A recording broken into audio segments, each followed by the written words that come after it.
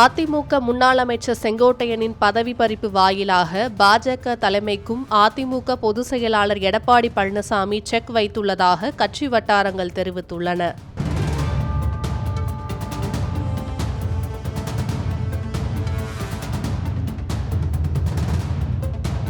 முன்னாள் முதலமைச்சர் ஜெயலலிதா மறைவுக்கு பின்னர் முதல்வரான எடப்பாடி பழனிசாமி டிடிவி தினகரனை கட்சியிலிருந்து ஒதுக்கிவிட்டு ஓ பன்னீர்செல்வம் ஆதரவுடன் 4 ஆண்டுகள் முதல்வராக இருந்தார்.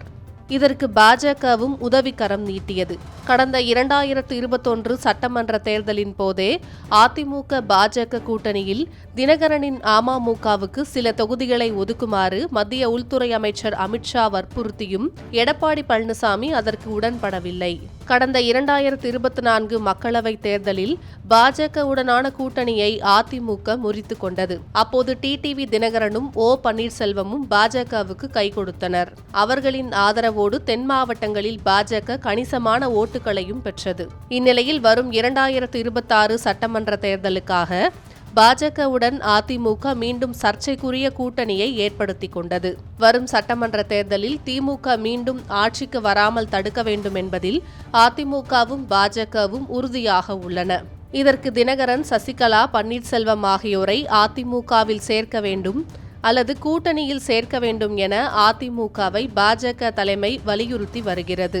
ஆனால் அதை பழனிசாமி ஏற்க மறுத்து வருகிறார். இதனால் பன்னீர்செல்வமும் தினகரனும் பாஜக கூட்டணியிலிருந்து அதிரடியாக வெளியேறி உள்ளனர். இவர்கள் விஜயின் தமிழக வெற்றிக் கழகத்துடன் கூட்டணி வைப்பதை தடுக்க பாஜக முயற்சித்து வருவதாகவும் கூறப்படுகிறது.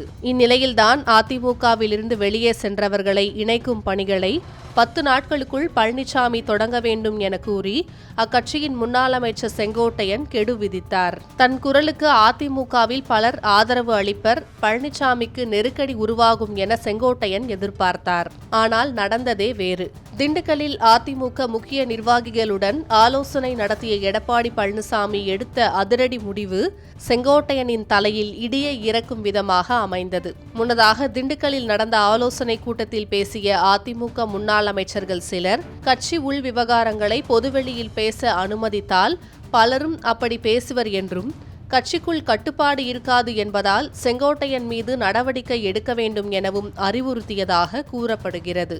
அதன் விளைவாக செங்கோட்டையனின் கட்சி பதவிகளை பறித்து பழனிசாமி அதிரடி நடவடிக்கை எடுத்துள்ளார்.